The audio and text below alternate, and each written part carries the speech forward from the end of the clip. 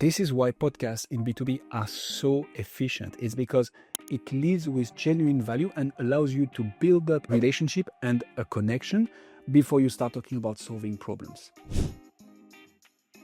In this video, I want to walk through how to nurture the guests that have come on your show, whether they have booked a follow-up call / free consultation or not, so that you can solve branding and lead generation for good. My name is Guillaume. I'm the co-founder of GHA Marketing. I've launched and grown 107 B2B podcasts. I have 2 leading podcasts myself in 2 different industries, corporate treasury and consulting. And this is how we go about nurturing and strengthening the relationships with the guests that we have on the show. This video, by the way, is part of a series of videos to complement a book called B2B Podcasting Secrets, where we break down our entire playbook on how we solve branding and lead gen for good for B2B businesses. If interested, the link is in the description. If you're watching this video because you clicked on it from the playbook, you've already heard me say that 6 times, so thank you so much for your patience. Let's get into it. So, you've recorded the episode, you had an off-air debrief that resulted into a free consultation or follow-up sales conversation. So we are in scenario A. Here is what happens next. So most B2B businesses stop here. They've booked a call, they know they are going to talk to a lead and they're happy, they stop here and they just hope that the lead will buy when they get into this call. You're not like most B2B businesses, so here is what you're going to do step by step. Especially if the lead is hot, if they've showcased a particular interest into your services, if there is a clear gap that you can help close, if there is a problem that you've both identified that you can help solve, this is a hot lead. You want to be top of mind from the off-air debrief all the way to that free consultation / sales conversation. And here is how you can do this. First off, and again, going back to the core principle of this whole playbook, this needs to be part of a genuine endeavor and exercise to build content and thought leadership expertise in the industry. So they came on a podcast to showcase expertise, to talk about a specific topic. It's important that you show them the value of the time they invested. So especially if the lead is hot, especially if they've booked a call, you want to send the assets as fast as possible. We have a section in the B2B Podcasting Secrets playbook on how to do that exactly, either with AI tools or with external help. But it is important that you send the assets very fast, at least the long form video and audio pieces of content. 24 to 48 hours is ideal, and this will do multiple things at the same time. One, you show them the value of their time. Like, okay, I came on a legit podcast. We actually did record some great content. It's already there. That's amazing. Like the buyer's remorse, we completely tackle that by sending them the assets of the podcast fast. Second thing is, you're actually showcasing how reliable, how professional, and how fast you deliver, which is going to be a hint on how you work on your services as well. So 24 to 48 hours, send the assets to the guest directly. 72 hours after the interview, this is what you do. So we want to have multiple touch points, but we don't want those touch points to just be, hey, looking forward to talk next week. It needs to be value-driven touch points, like the beginning with the podcast. Here is how we do this, and here is how we get our clients to do. So 72 hours after the interview, you want to find all the platforms where your potential clients, the guest, has a profile on, or even better, where their business has a profile on. Think about LinkedIn, Trustpilot, Yelp, Facebook, Google Business Profile, like all those platforms you want to find them and leave an honest review about the guest. It is super important that it is an honest review. So just talk about something that you've learned from them in the episode. I hosted so-and-so on my show to talk about XYZ. I really liked their expertise about ABC. Clearly, if you're looking for someone with an expertise and strong knowledge in that topic, you should look into them. This is genuine.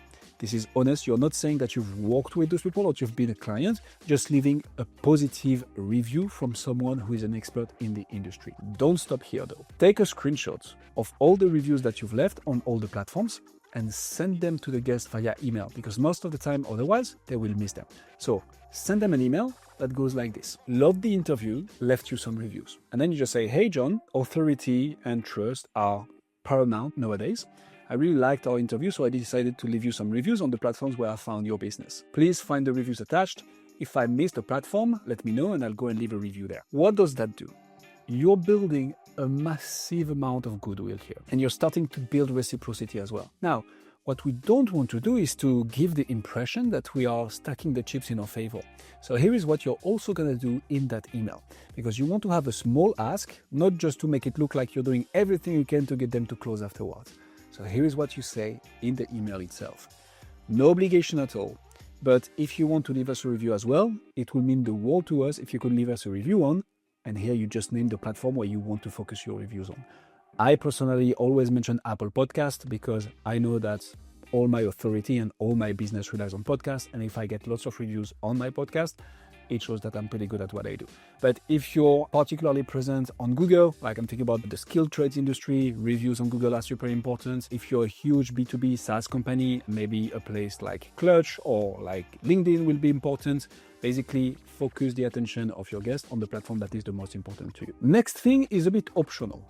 And it depends on what's the gap that you've identified and what are the resources at your disposal. What I like to do a few days before that follow-up call is to send a VSL, so video sales letter, or free resources linked to the gap that we've identified and the problem that we want to talk about. The objective here is to further strengthen your authority, build trust, and showcase a bit of proof. So if you have the opportunity to send a VSL, especially if the lead is particularly hot, you should absolutely do this. If not, or you're not sure that they are ready to consume a VSL just now, you can just send a free resource like, hey, thought about this case study with a client similar to you, I thought I'd send it your way. Or like, hey, you told me that your number one challenge is this. I've actually written a white paper on this, or a video on YouTube, or an article on your, whatever value you can provide. Again, it needs to be good, genuine value. You can send. It's optional, but it's good to pre-frame the call into a, hey, we're here to find a solution to your problem and to see if we can potentially help. 24 hours before the call, here is what you do. So, of course, you want to have like sales motion 101. You want to have automated reminders, right? So 24 hours before the call, 1 hour before the call, you want to send an email reminder. And if you have the phone number, a text reminder as well. Here is what I do, and I encourage my clients to. I record a quick 30 seconds video. Or I send a manual text saying, hey, John, looking forward to our call tomorrow at, insert the time here, pumped to talk about the problem that you've identified. And if you've sent a VSL or a video or a free resource, you can also say, hey, have you checked that video I sent? Just drop me a, strong arm smiley if so. What does that do?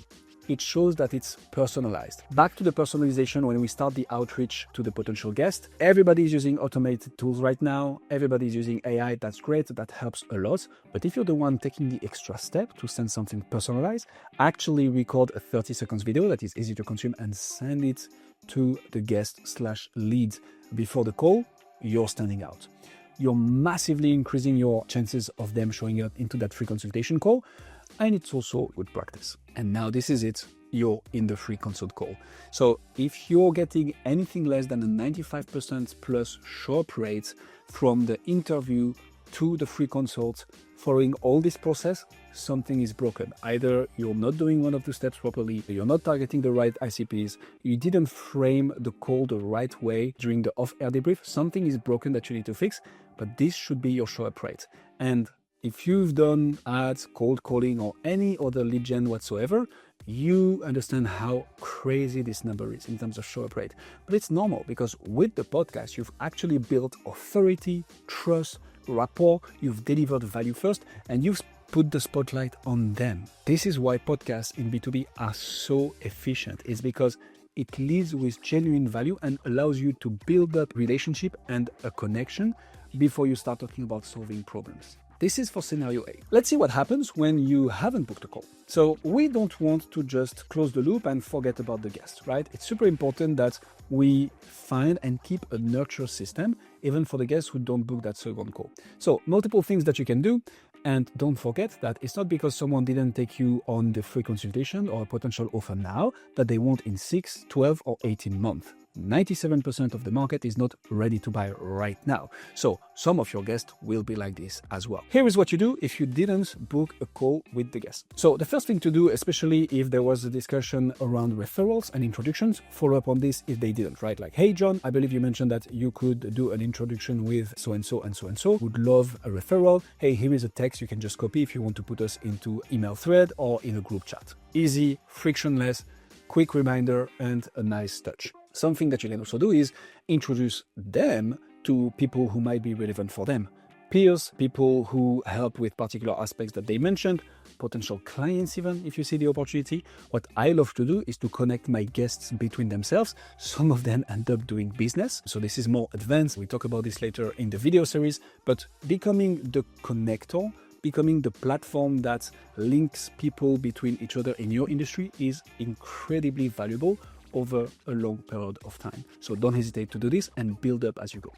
Another thing to do, obviously, is to send the podcast assets, right? So there is not an as strong urgency as when the person has booked a call, because there you won't need to showcase like ultra fast delivery, but it's still good to send the podcast assets with relevant episodes.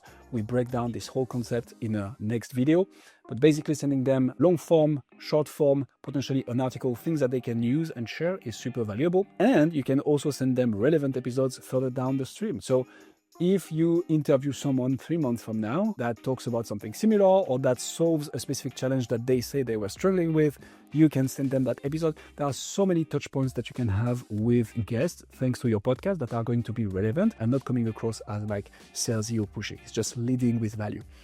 And of course, you can always share case studies as well. Like every so often, it's good to send a case study email to your guests, especially the ones that are relevant to the problems that they are facing themselves. So this is it. You want to keep the loop open. And what that allows you to do is also to keep the door open. The idea here is not to like hard pitch your services, it's just to stay top of mind. Because now that they've built a relationship with you, they know what you do, they know who you help and how you help them, and maybe they don't have a need right now, but if you're regularly coming back at the top of their email box, or through the content on LinkedIn, on Facebook, on YouTube, on Instagram, on the different platforms where you're putting content because you're doing this with the podcast, we see this in a later video, you're staying top of mind. And when they actually have a problem, or when they meet someone who has a problem like the ones you can solve, they send them your way.